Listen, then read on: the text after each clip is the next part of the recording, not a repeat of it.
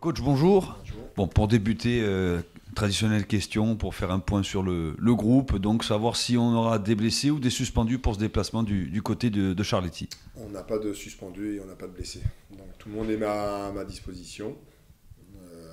Tout le monde est opérationnel. Oui, tout le monde est opérationnel. En dehors des petits bobos, mais rien d'important ou de grave. Coach, un déplacement au Paris FC, une équipe qui a du mal à domicile. Et c'est toujours intéressant pour vous avec les deux prochaines réceptions qui arrivent. Les deux prochains matchs, oui, alors oui, c'est une équipe qui est avant-dernière ou derrière sur leur match à domicile. Ils ont rectifié un peu le tir contre Amiens mardi. Ils avaient été gagnés à Laval le week-end, donc ils sont sur 2 victoires. Ils sont à 37 points, donc on se rend bien compte que ça va vite d'un côté comme de l'autre. C'est leur 3e match dans la semaine. C'est un club qui avait beaucoup d'ambition en début de saison, un recrutement très important, qui avait des objectifs. Je pense qu'il y a une forme de déception par rapport à leur classement actuel. Mais ça reste une belle équipe avec de bons joueurs. Quand on regarde bien leur effectif, il y a quand même des joueurs de qualité. Et, voilà. Qui est à gauche, là, celui qui joue à gauche, qui se remet sur son pied droit. Ah, Kedal. Ouais. Bon, on connaît, il était de Dunkerque, il était à Reims. Non, mais il y a beaucoup de qualité. Je pense qu'il va faire aussi tourner son effectif par rapport au match de mardi. Il y a beaucoup de potentiel offensif. Voilà, alors après, je pense qu'ils ont été contrariés aussi par l'état du terrain de Charletti. Ça les a pas toujours aidés. Bon, en fait, il y a toujours des raisons, mais ça reste une équipe quand même relativement assez performante. Ils sont venus s'imposer ici 1-0 en étant très très solides. C'est toujours très organisé. Thierry Loret est très... Il y a beaucoup de rigueur dans ses équipes et dans sa façon de jouer.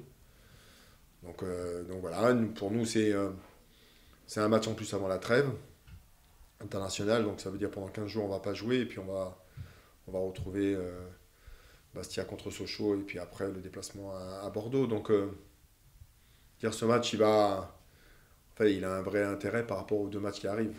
C'est ça qui nous intéresse.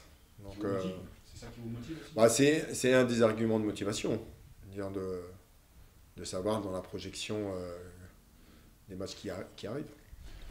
Quand on a regardé les statistiques de Valenciennes, on a vu vraiment qu'offensivement, vous étiez, vous allez me dire que vous n'êtes pas performant, mais vous étiez très présent au moins, avec un nombre incroyable de centres et des tirs aussi. Est-ce que c'est une raison de monter à Charletti en confiance ? En fait, on doit se servir de ça. On leur a fait voir. Par contre, on était dans un match à l'extérieur, l'équipe qui était invaincue à domicile, Valenciennes. On a frappé 21 fois au but. C'est énorme, frapper 21 fois. Je ne vous cache pas, on a comptabilisé à peu près 15 situations de centre qui n'ont pas toujours réussi.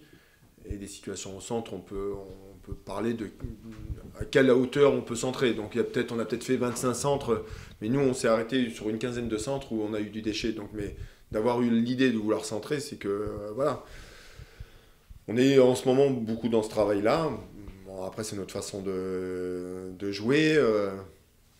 On a la chance aujourd'hui d'avoir des attaquants aussi qui proposent toujours beaucoup de choses dans le jeu vertical, dans la profondeur. En fait, on a plusieurs façons de faire.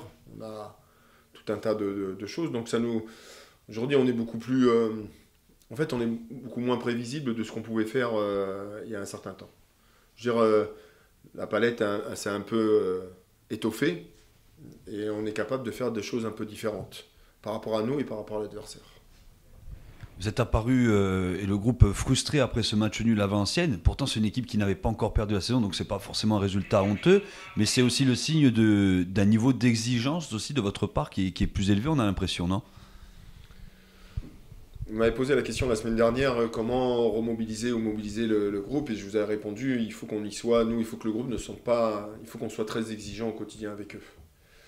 Et c'est chose qu'on essaye de mettre en place tous les jours, dire à travers ce qu'on peut leur demander. Il y a encore ce matin, on a fait une séance qui était très précise, il y avait des choses très spécifiques par rapport à ce qu'on allait mettre en place contre le PFC, et des choses qu'on avait fait aussi contre Valenciennes. Donc, notre niveau d'exigence, chez nous, il ne va pas manquer, on sera toujours présent. En fait, c'est qu'eux comprennent que s'ils n'ont pas un niveau d'exigence relativement important, on deviendra une équipe peut-être quelconque, par rapport à notre classement et par rapport à notre situation aujourd'hui.